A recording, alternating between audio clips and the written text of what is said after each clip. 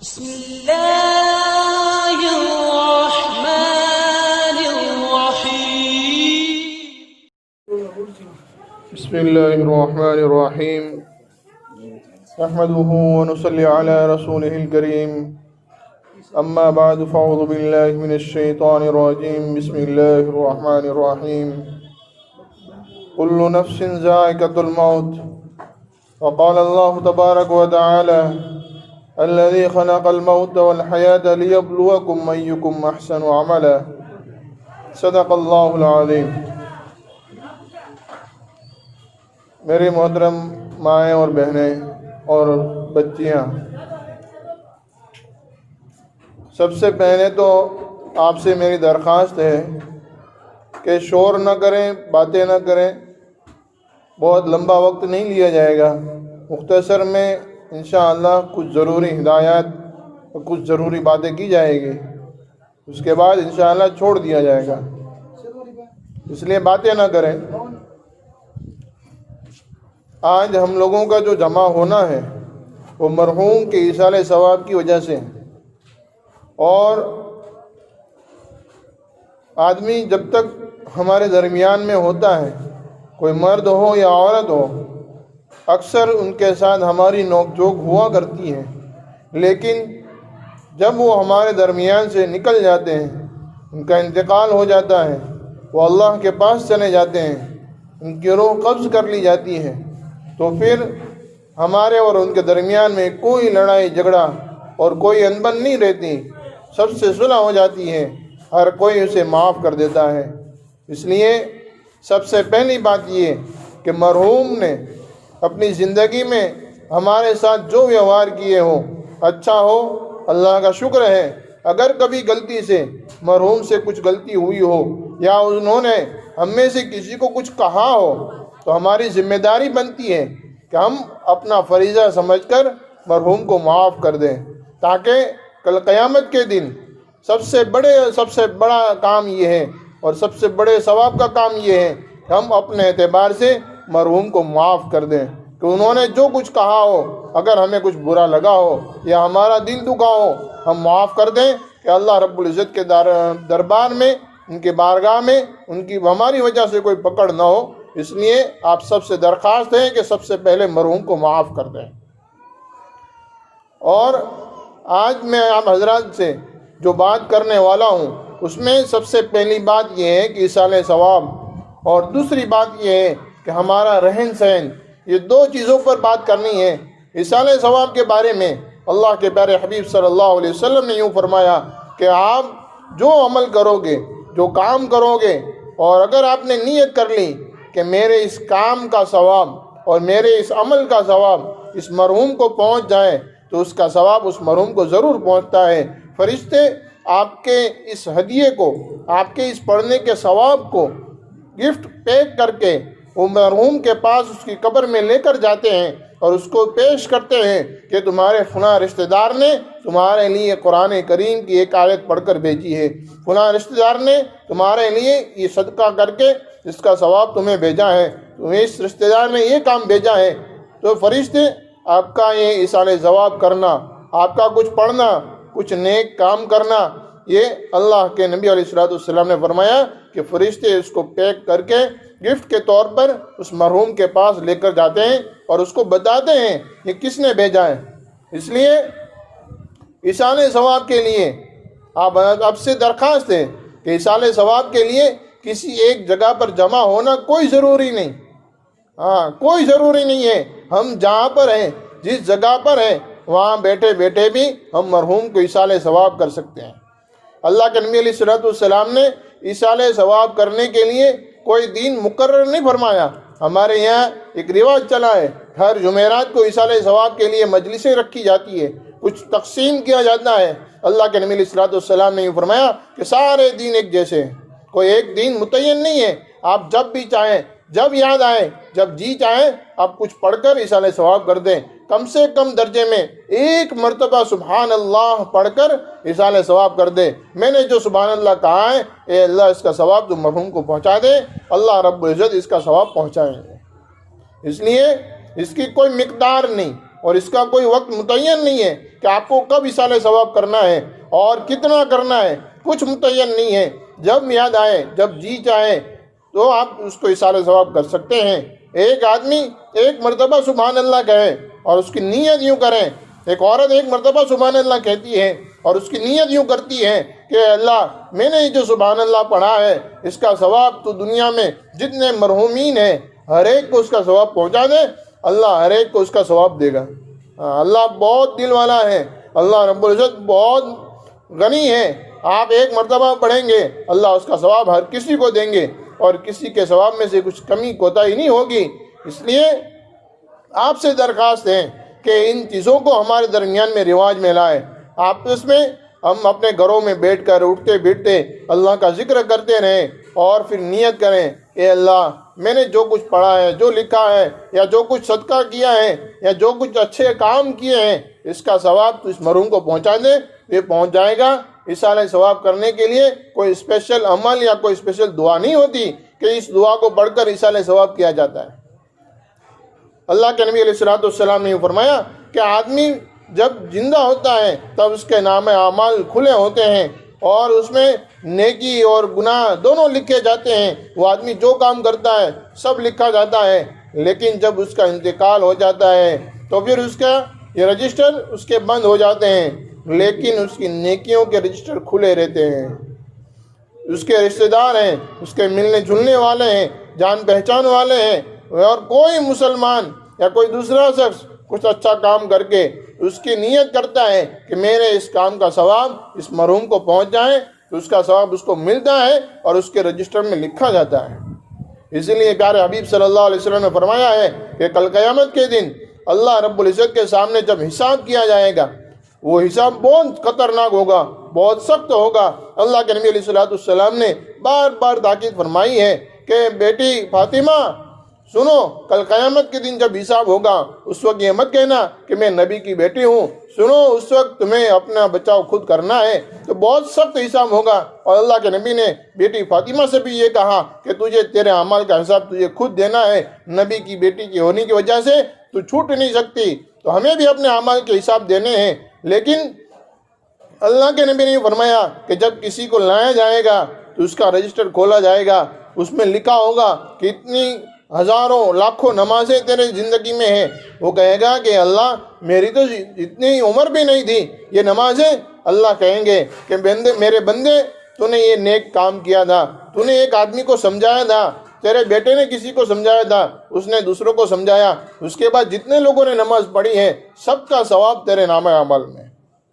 یہ دیکھ اتنے قرآن، وہ کہے گا اللہ میں نے قرآن پڑھا ہی نہیں، تو اللہ کہیں گے تیرے انتقال کے بعد تیری نیک اولاد نے یا تیرے رشتہ داروں نے، تیرے جان پہچان والوں نے قرآن کریم کو پڑھ کر تجھے اصالہ ثواب کیے تھے، یہ وہ قرآن ہے، یہ تیرے نامہ اعمال میں ہے، اس کا ثواب تجھے ملے گا، اس کا جو نفع ہوگا وہ تجھے ملے گا۔ اللہ رب العزت اس کو ان ثواب کو وہاں اس کو بتائیں گے، وہ آدمی اس کو دیکھ کر بہت خوش ہوگا۔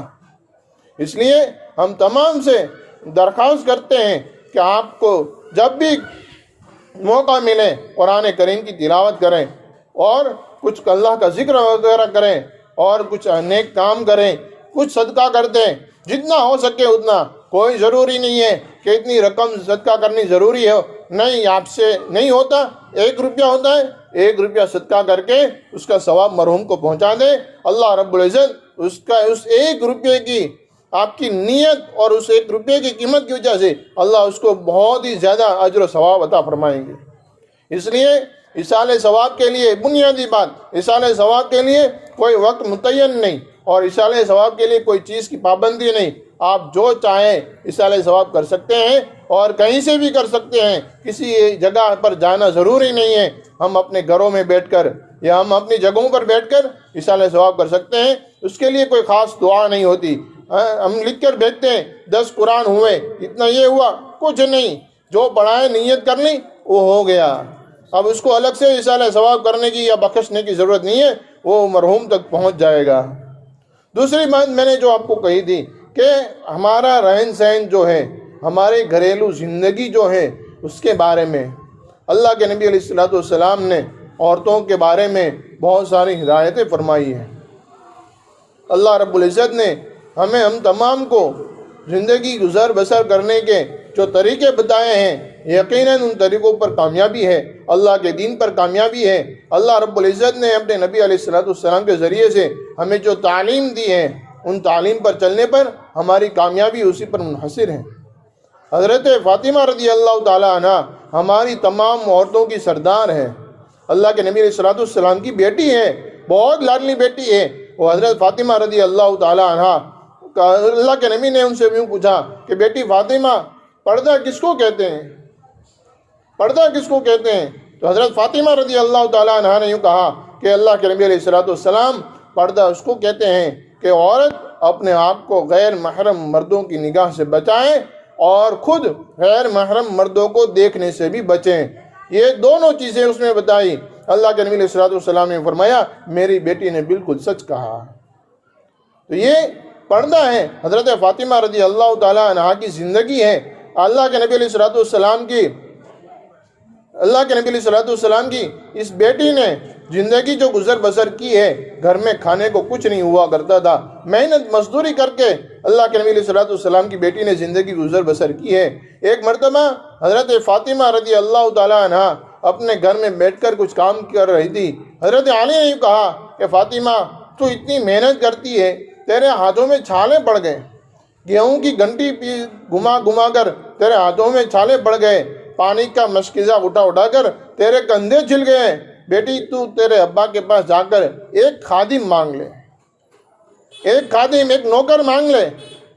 اللہ کے نبی علیہ السلام کے پاس جب بیٹی فاطمہ گئی تو شرم لگی کہ میں کیسے مانگوں، میں کیسے سوال کروں۔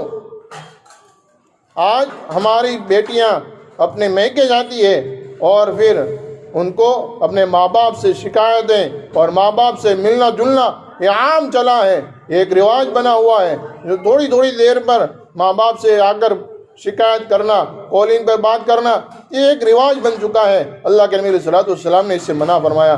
یہ حضرت فاطمہ آئی اللہ کے نبی کے پاس، لیکن ہمت نہ ہوئی شکایت کرنے کی، ہمت نہ ہوئی خادم مانگنے کی، ایک نوکر مانگنے کی کو ہمت نہیں کر سکی۔ حضرت فاطمہ واپس چلی آئی۔ اللہ کے نبی علیہ السلام نے دیکھا کہ میری بیٹی آئی تھی، کچھ بولے بغیر، کچھ کہے بغیر واپس چلی گئی۔ اللہ کے نبی علیہ السلام رات کو گھر میں آئے، حضرت علی اور حضرت فاطمہ سوئے ہوئے تھے۔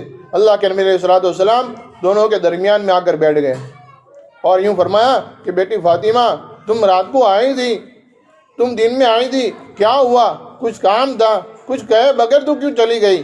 اللہ کے نبی علیہ السلام نے حضرت فاطمہ کے سامنے دیکھا، حضرت فاطمہ کچھ بول نہ سکی، اس لیے حضرت علی نے کہا کہ اللہ کے نبی، میں نے فاطمہ کو بھیجا تھا کہ ایک پورے دن کام کر کے تھک جاتی ہے، کچھ غلام، کچھ خادم دے دیا کریں۔ اللہ کے نبی علیہ السلام نے ایک عمل بتایا۔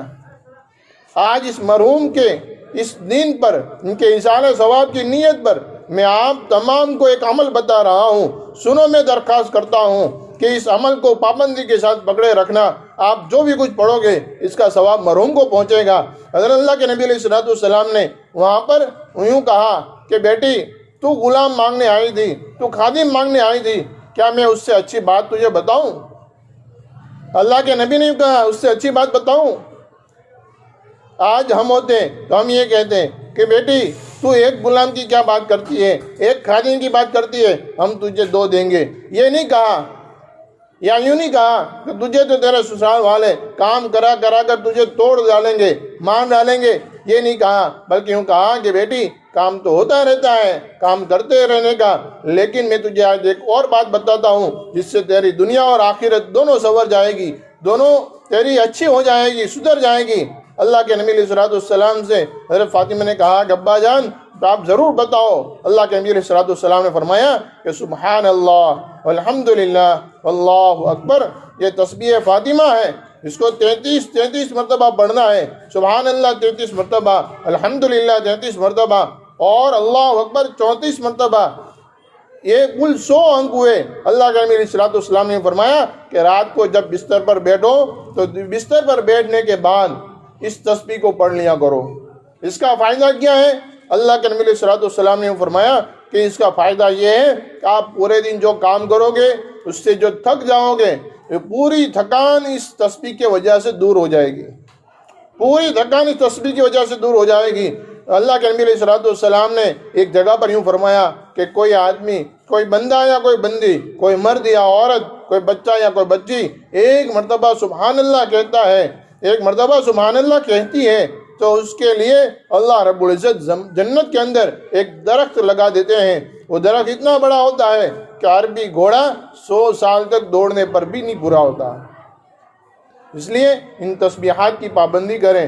ان تسبیحات میں اللہ کے نبی علیہ الصلوۃ والسلام نے ہمارے لیے خیر و برکت رکھی ہے۔ اللہ کے نبی علیہ الصلوۃ والسلام نے ہمارے لیے جو فائدے بتائے ہیں وہ فائدے بہت ہی زیادہ ہیں، ہم ان کے لیے اپنے اعمال کو لگائیں۔ اس لیے آپ حضرات سے درخواست ہے کہ اپنی پابندیوں میں ان چیزوں کو لائیں، اس تسبیح کی پابندی کریں اور اپنے آپ کو پردے میں رکھیں۔ آج صبح میں ایک کتاب کا مطالعہ کر رہا تھا، اس میں نے دیکھا کہ جب کوئی عورت یا کوئی بچی بغیر سر پر دوپٹے کے کھلے سر یعنی ماتھو اوڑھیا وگر گھر سے باہر نکلتی ہے تو وہ عورت اپنے ساتھ جہنم میں 4 یا 5 مردوں کو لے کر جاتی ہے۔ خالی سر کھول کر باہر نکلنا، سر پر بغیر دوپٹے کے باہر نکلنے پر آپ اپنے باپ کو، اپنے بھائی کو، اپنے شوہر کو، اپنے بیٹے کو اور ان تمام کو آپ جہنم میں لے کر جاؤ گے۔ اس لیے ہم اپنے آپ کو بچائیں، اللہ کا عذاب بہت خطرناک ہے۔ اللہ رب العزت نے ہمیں ان چیزوں سے بچنے کی کافی مرتبہ ہمیں تاکید کی ہے۔ اس لیے اپنے سر پر دوپٹہ ہمیشہ رکھیں، اپنے آپ کو پردے میں رکھیں، چھپا کر رکھیں۔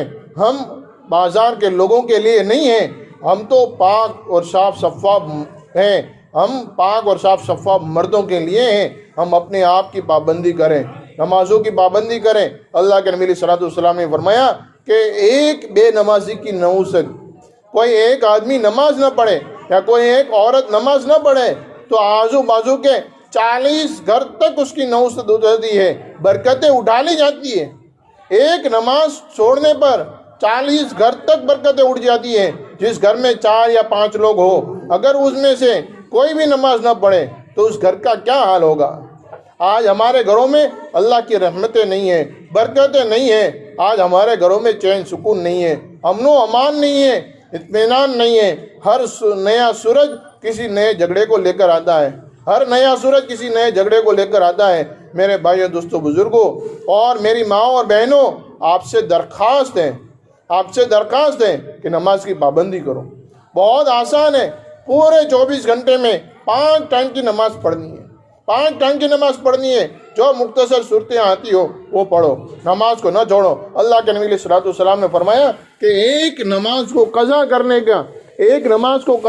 کا گناہ یہ ہے کہ وہ 2,88,00,000 برس جہنم میں جلے گی، 2,88,00,000 برس جہنم میں جلے گی۔ کتنا بڑا گناہ۔ ہم رسوڑے میں کام کرتی ہیں، کچن میں کام کرتی ہیں، تو وہاں ہمیں پتہ ہے کہ گرمی کیا ہوتی ہے، آگ کیا ہوتی ہے۔ اس دنیا کی آگ سے، ہمارے چولہے اور ہمارے گیس کی اس آگ سے 70 گنا زیادہ جہنم کی آگ تیز ہوگی، ڈینجر ہوگی، خطرناک ہوگی۔ اس آگ میں اتنے سال تک رہنا ہم میں سے کسی کی بس کی بات نہیں ہے، ہم برداشت نہیں کر سکتے۔ آج اس کچن کی، آج اس رسوڑے کی آگ ہم سے برداشت نہیں ہوتی۔ ہم رسوڑے میں کھڑکیاں لگوا دیتے ہیں، پنکھے لگوا دیتے ہیں، کیوں بھائی؟ آگ برداشت نہیں ہو رہی، گرمی برداشت نہیں ہوتی۔ یہ گرمی کے موسم کی گرمی برداشت نہیں ہوتی، یہ جہنم کی آگ کیسے برداشت ہوگی؟ یہ جہنم کی آگ کیسے برداشت ہوگی؟ اس لیے ہم آپ سے درخواست کرتے ہیں کہ نماز کی پابندی کرو، نماز کی پابندی کرو۔ اگر نماز کی پابندی ہوگی تو پھر ہمارے گھروں میں چین سکون آئے گا، امن و امان آئے گا، اطمینان ہوگا، اللہ برکت دے گا اور تمام تر برائی اور تمام تر نحوست اور مصیبتوں سے اللہ ہماری حفاظت کرے گا۔ اللہ ہر چیز سے ہماری حفاظت کرے گا۔ آج ہم میں سے ہر آدمی برکت کے لیے اور مصیبتیں اور پریشانیوں کے لیے پریشان ہے کہ ہر صبح کچھ نئی بیماری، ہر صبح کچھ نئی مصیبت اور بے برکتی۔ کتنے پیسے ہوں، گھر پورا نہیں ہوتا، مہینہ ختم ہونے سے پہلے پیسے کی ضرورت پڑ جاتی ہے۔ ایک کام پورا کیا، دوسرے 2 کھڑے ہو گئے، ایک جوڑا 3 توڑے، میرے بھائیوں دوستوں بزرگوں اور میری ماں اور بہنوں، آپ سے یہ درخواست ہے کہ نماز کی پابندی کرو۔ نماز کی پابندی پر اللہ جو سب سے پہلا انعام دے گا وہ یہ ہے کہ روزی میں برکت ہوگی۔ سب سے پہلا انعام روزی میں برکت، اور اس کے بعد اللہ رب العزت آفت، بلا، مصیبت اور پریشانیوں سے اللہ بچاوے گا۔ اور اللہ کے نبی علیہ السلام نے ایک اور بات بتائی ہے جو مجھے ان عورتوں کو، آپ لوگوں کو بتانی بہت ضروری لگتی ہے، وہ یہ ہے کہ اللہ کے نبی علیہ السلام نے فرمایا کہ اللہ یوں کہتے ہیں کہ مجھ سے مانگو، مجھ سے سوال کرو، مجھ سے دعا کرو، میں تمہاری ضرورتوں کو پورا کروں گا۔ اللہ کہتے ہیں مجھ سے دعا کرو۔ آج ہم ہر ایک کے سامنے اپنے دکھ کے رودڑے روتے ہیں، ہر ایک کو ہم اپنے دکھ کی کہانیاں سناتے ہیں، مجھے یہ ہوا، اس نے یہ کیا، نہیں، بلکہ ہم اللہ کے سامنے ہاتھ اٹھائیں، اللہ کے سامنے روئیں۔ اللہ کے نبی علیہ السلام نے یوں فرمایا کہ جو اللہ کے سامنے روتا ہے اس کو کسی دوسرے کے سامنے رونے کی ضرورت نہیں پڑتی۔ اس لیے ہم اللہ کے سامنے روئیں، روزانہ دعا کا اہتمام کریں، روزانہ اللہ سے مانگیں۔ کوئی ضرورت نہیں ہے عربی میں یا اردو میں دعا کرنے کی، ہمیں جو بھاشا آتی ہے، جو لینگویج آتی ہے، ہم اسی میں اللہ سے مانگیں، اسی میں دعا کریں۔ اے اللہ میرا یہ کام کر دے، اے اللہ یہ پریشانی اس کو دور کر دے۔ ایک ہی بات 10 مرتبہ کہیں، 100 مرتبہ کہیں اور اللہ سے مانگیں۔ ہم اللہ سے مانگیں گے، اللہ ہماری ضرورتوں کو پورا کرے گا۔ اللہ ہماری ہر بات کو جانتا ہے، ہر بات کو سنتا ہے۔ اللہ تمام چیزوں کو اور تمام پریشانیوں کو دور کرنے پر اللہ ہر چیز پر قادر ہے۔ اس لیے دعا کا اہتمام کریں، روزانہ تھوڑی دیر جتنا ہو سکے 2-4 منٹ، 5 منٹ، 10 منٹ روزانہ دعا کریں، نماز کی پابندی کریں، قرآن کی تلاوت کریں۔ جس گھر میں قرآن کی تلاوت ہوتی ہے، اللہ کے نبی علیہ السلام نے فرمایا اس گھر میں شیطان نہیں آتے، اس گھر میں آفتیں نہیں آتی، بلائیں اس گھر میں نہیں آتی۔ اس لیے قرآن کی تلاوت کریں۔ گھر کا ہر فرد جتنے لوگ ہیں سب تھوڑی دیر کے لیے صبح میں یا رات میں بیٹھ جائیں اور سب ایک ساتھ قرآن کی تلاوت کریں، جتنا ہو سکے کم سے کم ایک صفحہ۔ اگر نہیں آتا ہے سیکھنے کی کوشش کریں۔ ہمارے آزو بازو میں 2-3 مدرسے چل رہے ہیں، ان مدرسوں میں جائیں، قرآن کو سیکھیں، اپنی اولاد کو سکھائیں۔ آج ہماری اولادیں دین سے دور ہوتی چلی جا رہی، ان کی فکر کریں۔ اللہ رب العزت نے قرآن پاک میں فرمایا قُوْ أَنفُسِكُمْ وَأَهْلِكُمْ نَارًا، اپنے آپ کو اور اپنے گھر والوں کو جہنم کی آگ سے بچاؤ۔ یہ ذمہ داری اللہ نے ہمیں دی ہے، اس لیے ان کا خیال رکھیں، ان کو دین سکھائیں۔ اگر ان کو کچھ بات نہیں پتہ، ہم کی آزو بازو میں کسی مولانا سے یا کسی آپا کے پاس جائیں، ان سے پوچھیں، دریافت کریں کہ میرے گھر میں میرا بیٹا ہے، میری بیٹی ہے، اس کو یہ کام ہے، یہ اس کو سمجھ نہیں پڑتی، آپ ذرا کچھ بتا دو۔ یا ہمارے گھر میں کوئی پرسنگ ہے، جیسے کہ ابھی یہ موت کا پرسنگ ہوا، ابھی یہ حادثہ ہوا، انتقال ہو گیا، اب علماء کرام کے پاس جائیں، مولانا کے پاس جائیں اور ان سے پوچھیں کہ ہمارے گھر میں انتقال ہو چکا ہے، اب ہمیں کیا کرنا چاہیے؟ شریعت، اللہ کے نبی اور اللہ ہمیں کیا کہتے ہیں، کیا حکم دیتے ہیں، ہمیں کون سا کام کرنا چاہیے، کیسے کرنا چاہیے، ان سے پوچھیں۔ وہ جو بتائیں اس پر عمل کریں۔ لوگ کیا کہتے ہیں اس کا خیال نہ کریں، اس کا دھیان نہ رکھیں۔ لوگوں کا کام ہے بولنا، اللہ نے ہر کسی کو زبان دی ہے، ہر کوئی بولے گا، ہر کوئی اپنی زبان دراز کرے گا، ان کا کام ہے بولنا، وہ بولتے رہیں گے، لیکن ہمارا کام یہ ہے اللہ اور اس کے نبی کے بتائے ہوئے طریقوں پر عمل کرنا، اللہ اور اس کے نبی کا کہنا ماننا، اللہ اور اس کے نبی کو خوش کرنے والے کام کرنا۔ اللہ رب العزت نے ہمیں بار بار اسی بات کی تاکید کی ہے کہ آپ لوگ اگر یہ چاہتے ہو کہ اللہ آپ سے محبت کرے تو آپ اللہ کے نبی علیہ السلام کے بتائے ہوئے طریقوں پر چلیں۔ ہم اپنے گھروں میں اپنے اللہ کے دین کے ساتھ رہیں، نماز کی پابندی کریں، پردے کا اہتمام کریں اور دین کو سیکھیں اور اس کے مطابق زندگی گزر بسر کرنے کی کوشش کریں، نماز کی پابندی کریں۔ آج ہمارے درمیان میں سے نماز چھوٹ چکی ہے، اسی کی وجہ ہے کہ ہمارے اندر آپس میں پھوٹ اور آپس میں لڑائی جھگڑے اور اتنی ساری مصیبتیں اور بیماریاں یہ آج عام ہو چکی ہیں۔ اگر ہم نماز کی پابندی کریں گے اور پردے کا اہتمام کریں گے اور دعا کا اہتمام کریں گے تو انشاءاللہ اللہ کی ذات سے امید ہے کہ دنیا کی کوئی طاقت ہمیں پریشان نہیں کر سکتی، دنیا کی کوئی طاقت ہمیں نقصان نہیں پہنچا سکتی۔ اس لیے آج یہاں سے آپ لوگ عہد کر کے اٹھو، اللہ سے وعدہ کرو، کسی اور سے وعدہ نہیں کرنا، اللہ سے وعدہ کرو کہ ہم نماز کی پابندی کریں گے، قرآن کی تلاوت کریں گے اور ہم پردے کا اہتمام کریں گے۔ یہ 3 چیزیں ہیں، اس کا اہتمام کریں۔ اور اگر گھر میں کوئی ایسا پرسنگ آ جاوے، سکھ دکھ کا کوئی پرسنگ ہو، تو ہم اس میں کوشش کریں کہ ہم اس کے اندر اپنے آزو بازو میں علماء کرام یا کسی آپا سے پوچھ کر اس پرسنگ کو پورا کرنے کی کوشش کریں گے۔ اللہ ہم تمام کو عمل کرنے کی توفیق عطا فرمائے۔